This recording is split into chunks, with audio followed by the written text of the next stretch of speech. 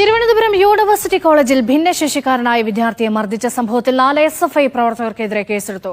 എന്നെ ഈ വൈകല്യത്തെ പറ്റിയും അല്ലാണ്ട് ഞാൻ അവിടെ അവരെക്കാളും മുന്നിട്ട് നിൽക്കുന്ന രീതിയിൽ ഒരു വ്യക്തിപരമായിട്ട് ഇവർക്ക് എന്റെ അടുത്ത് ഇതുണ്ടായിരുന്നു, ശത്രുത ഉണ്ടായിരുന്നു.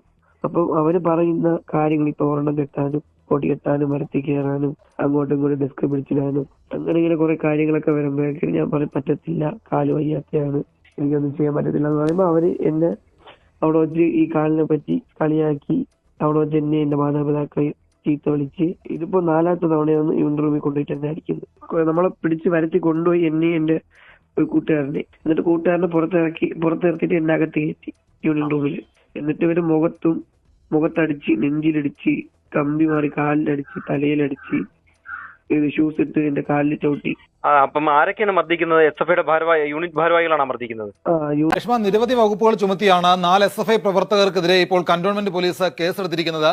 കഴിഞ്ഞ 2-ാം തീയതി ഉച്ചയ്ക്ക് യൂണിവേഴ്സിറ്റി കോളേജിന്റെ ഒരു SFIന്റെ യൂണിയൻ മുറിയിൽ വെച്ചാണ് ഈ ഭിന്നശേഷിക്കാരനായ വിദ്യാർത്ഥിക്ക് ക്രൂരമായിട്ടുള്ള മർദ്ദനമേൽക്കേണ്ടി വന്നത്. ചീത്ത വിളിച്ചുകൊണ്ട് ഈ ഭിന്നശേഷിക്കാരനായ വിദ്യാർത്ഥിയുടെ മുഖത്തടിക്കുകയും ഷൂ കൊണ്ട് ഈ വിദ്യാർത്ഥിയുടെ കാലിൽ ചവിട്ടി മെതിക്കുകയും ഒക്കെ ചെയ്തിരുന്നു. അപ്പോൾ ഈ വിദ്യാർത്ഥി നൽകിയ പരാതിയെ തുടർന്നാണ് കന്റോൺമെന്റ് പോലീസ് കേസെടുത്തിരിക്കുന്നത്. ഭിന്നശേഷി കമ്മീഷനും ഈ വിദ്യാർത്ഥി പരാതി കൊടുത്തിട്ടുണ്ട്.